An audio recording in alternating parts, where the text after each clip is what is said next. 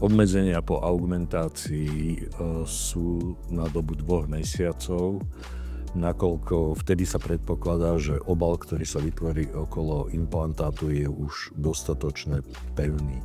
Zahŕňa nenapínať prsné svalstvo, neplávať, necvičiť, neposilovať, nič ťažkého nedvíhať.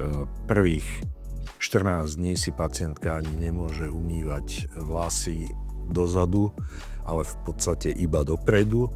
2 mesiace by malo byť obmedzené šoférovanie. To je asi všetko. Rana po augmentácii sa chová ako každá iná rana v tele, to znamená, prechádza procesom zrenia, kedy buď aj mení farbu z rúžovej na bledu a tento proces v podstate trvá okolo 1 roka. Niekedy to môže byť aj trochu dlhšie. Starostlivosť pacientky o ranu spočíva zvyčajne v masáži masným krémom.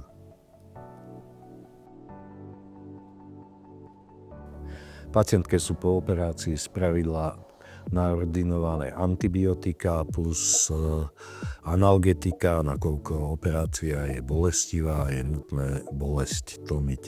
Nejaké špeciálne požiadavky na stravu po operácii nie sú.